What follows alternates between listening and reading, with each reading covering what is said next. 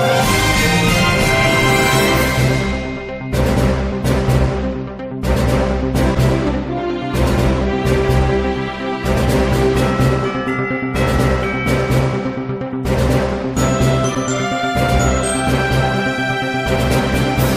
Andre Huey and welcome to this edition of SKN Newsline Week in Review as we recap the top stories making the news this past week.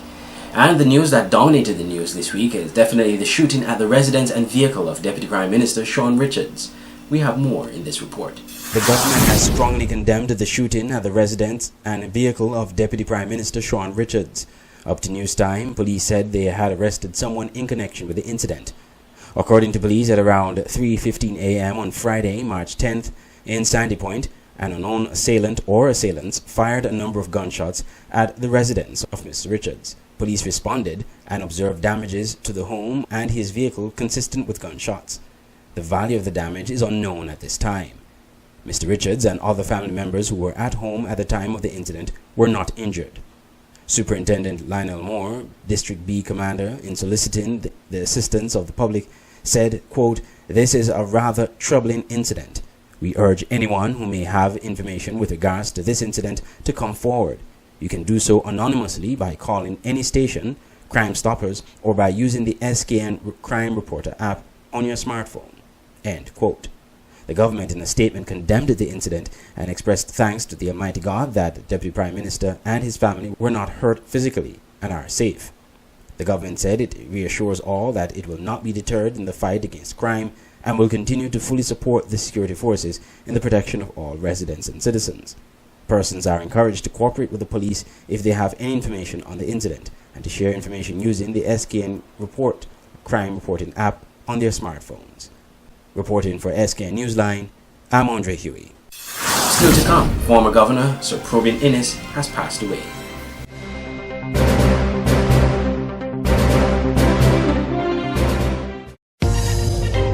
Yeah! Oh yeah! Sha-na-na-na-na-na-na-na-na. Oh yeah! Let's go! Everybody up inside the Fed. Cup full of rum and we soaking wet.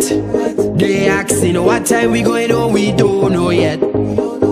Cause I see a gal I want inside this Fed. And the way she whining. If everyday low prices and quality products matter to you, then come to Cost-U-Less on Bush Road, number 72, St. Martin. At Cost-U-Less, you can buy the highest quality food and household products, frozen foods, dairy products, snacks, laundry and cleaning products, housewares, and just about every other thing under the sun. Our customer service is just simply the best. St. Kitts Nevis shoppers, visit www.costuless.com or visit our store on St. Martin and we'll help you ship your items. Cost-U-Less, your best value warehouse store. At Nagico, the things that matter to you matter to us. Like your boat when you're at sea and you get away from everything. Your home and the security of your daughter's things. And the car that you've had for too long. But after all these years, you just can't let go. At Nagico, we're about much more than just insurance. We're about the big things and the small things that mean everything. Welcome back. The nation mourns the loss of one of its greatest sons, Sir Probin Innes, who died this past week. We have more in this report. Sir Probin Ellsworth Innes has died. Sir Probin was easily one of the most significant figures in the history of St. Kitts and Nevis. In 1975, Sir Probin Innes succeeded Sir Milton Allen when he was appointed Governor of St. Christopher, Nevis, Anguilla, then an associated state of the United Kingdom, at the age of 39. In 1965, Sir Probin served as Secretary to the Campbell Commission into the sugar industry in St. Kitts. The following year, he served as Administrative Secretary for the visit of Her Majesty Queen Elizabeth II to St. Kitts and Nevis in February 1966. In 1967, Sir Probin became a member of the Most Excellent Order of the British Empire, MBE. Sir Probin Innes performed the important role of Secretary to the Cabinet between 1967 and 1969 and served as Permanent Secretary for the External Affairs during that time. Sir Probin also served as Permanent Secretary for the establishment's Personnel Division. From 1974 to 1975, Sir Probin served as Crown Counsel and as Governor from 1975 to 1981. Her Majesty Queen Elizabeth II knighted him at Buckingham Palace in 1976. Also that year, he received the Super Lion Award at Chancellor Hall, University of the West Indies. A graduate of the University of the West Indies and the Inns of Court School of Law, now known as the City Law School in London, Sir Probyn entered private practice in 1982 and served as senior partner in the law firm of Innis & Innis from 1988 up until his death. In 1986, Sir Probyn Innis received the National Ecumenism Award for the Caribbean Conference of Churches. He served as Vice President of the Methodist Church in the Caribbean and the Americas, MCCA, from 1991 to 1993, and penned a book titled Methodism in St. Kitts in 2006. Other publications by Sir Probyn Innis include Historic Bastille, 1979, Witherbound St. Kitts, 1983, Memorable Quotations, 2002, and 40 Years of Struggle, The Birth of the Labour Movement, 2005. Sir Probyn served as President of the 4-H Advisory Council from 1972 to 2004, President of the Area Council of the Boys Brigade from 1983 to 1996, President of the St. Kitts Lions Club from 1993 to 1995, President of the St. Kitts Bar Association from 1995 to 1997, and Vice President and Chairman of the OACS Bar Association between 1996 and 2000. He also served for more than 30 years as member of the board of Maurice Hillier Memorial Junior School. Meanwhile, Prime Minister Dr. Timothy Harris and Senator Akila Barron Nisbet visited the family of the late Sir Probyn Innis on Sunday to pay their respects on behalf of the government and the people of St. Kitts and Nevis. Prime Minister Harris said, quote, "I extend my heartfelt condolences to Lady Rosamond Innis, the wife for some 55 years of His Excellency Sir Probyn Innis, MBE, and to their children, Mrs. Angela Innis Hodge, Miss Marcia Innis, and Probyn E. Innis Jr., their grandchildren, and other family members. The government and people of the Federation of St. Kitts and Nevis join with them to mourn the tremendous loss of Sir Probyn Innis, whose thumbprint will forever be on the annals of history." End quote. Reporting for SKN Newsline, I'm Andre Huey. Prime Minister Dr. Timothy Harris announced plans at his monthly press conference for the construction of a new prison. Tony Frederick Armstrong has more. Government moving full steam ahead with construction of prison. A total of 9 entities have expressed consideration in constructing the Federation's newest correctional facility. That is, according to Minister of National Security and Prime Minister Dr. Timothy Harris, who made that disclosure during his monthly media conference recently. I am pleased to report that at long last, the long-awaited correctional and rehabilitation facility is now in active mode. Some 9 entities expressed interest in tendering for the preparation of designs, etc., for the new correctional facility which will be built at Estridge Estate. The Federation's largest penitentiary, Her Majesty's Prison in Bastille, is significantly overcrowded. According to the latest media reports, the facility, which was initially built to accommodate some 60 persons, has over 200 inmates housed there. Reporting for SKN Newsline, I'm Tony Frederick Armstrong. Still to come, a call for government to introduce a policy to govern where churches are built.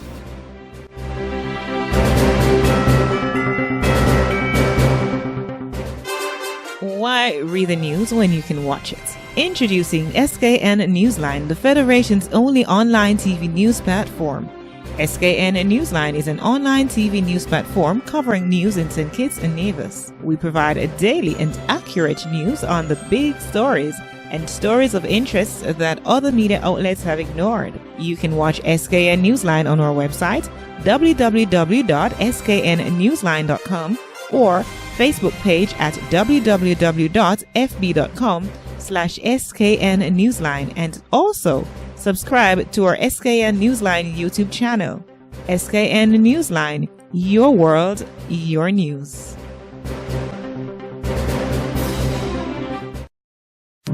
Caribbean Embroidery is a professional embroidery, screen print, and graphics design studio in St. Martin. We produce high-quality embroidery and screen printing projects using nothing but the finest material to ensure a lasting impression on your corporate and marketing wear. All work is produced using top brand clothing lines. Whether for personal or corporate use, we deliver a product you are proud to wear. Caribbean Embroidery in Phillipsburg, St. Martin. Visit our website, www.caribbeanembroidery.com. Whenever you visit St. Martin and you need a car to rent, visit Concord Car Rental, located at Welfare Road number 53 in Coal Bay. Concord Car Rental is your one-stop location for car rental services. They offer the best vehicles of various styles and models to fit your budget. If you are a Caribbean shopper to the friendly island of St. Martin or just visiting on leisure, you need only the best cars at an affordable cost with impeccable customer service. Concord Car Rental is your only reliable choice. Call them on 721-544-3637 or 559-8435 or 556-9414. Or you can call them also on 554-1260 or email them at concordcarrentalsxm@hotmail.com. That's concordcarrentalsxm@hotmail.com, or visit their website at www.concordcarrental.com. Concord Car Rental in Coal Bay, St. Martin. They give quick and reliable service. Welcome back. A pastor is calling on the government to regulate where churches are being built to avoid a confusion situation in the future. That call comes as the New Birth Gospel Tabernacle Church in Keon is without a home. More in this report.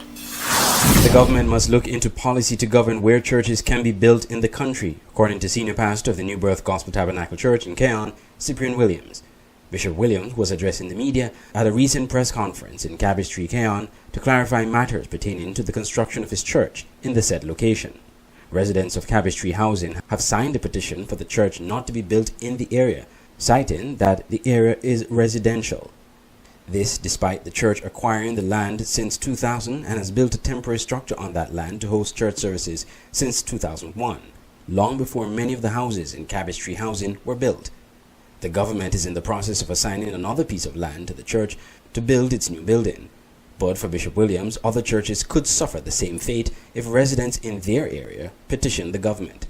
Right now, a lot of my colleagues, pastors, are voicing their concern about their own churches, because if you have set something for one and you are saying that a church cannot be built in a residential area, then what happened to all those lands that have been given out to churches that are in residential areas? So right now, I know that there's going to be some concerns and some letters that are going to be written to the government, and also churches and leaders will be visiting the Building and Control and Planning Board. Bishop Williams explained what happened that led to the church construction plans being halted.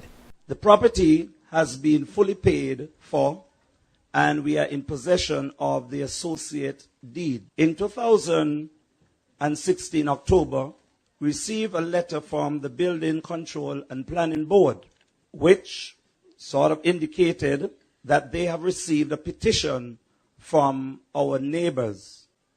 We later learned of that result of the petition.